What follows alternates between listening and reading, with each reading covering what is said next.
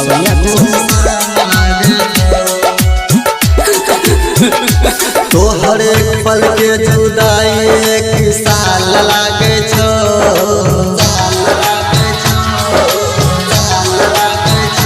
तो हर एक पल के जुदाई एक साल लागे छो।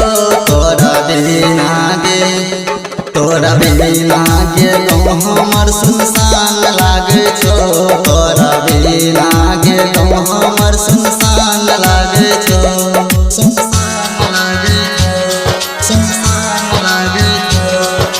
डीजे विकास बेतिया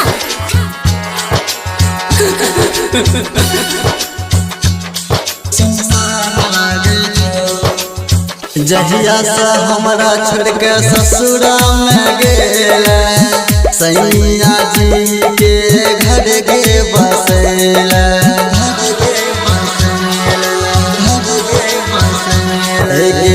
जहिया से हमरा छोड़ के ससुरा में गेले सैया जी के घर गे बसेले। तोरा बिना जान गे कुछो न भावे छो। तोरा बिना जान के कुछो न भावे छो। तोहर एक पल के जुदाई एक साल लागे छो। तोहर एक पल के जुदाई एक साल लागे छो।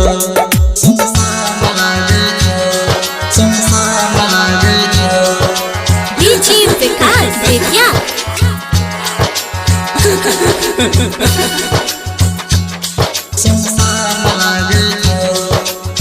जब जब याद आवो तोहर बात गे अखिया से आंसू गिरे छै दिन रात गे।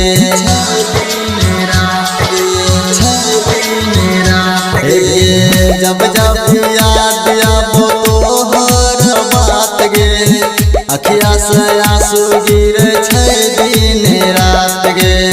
तोरा याद में सकती सावरिया गावे छो। तोरा याद में आ जाए आशिक कहे छो। तोहर एक पल के जुदाई एक साल लागे छो।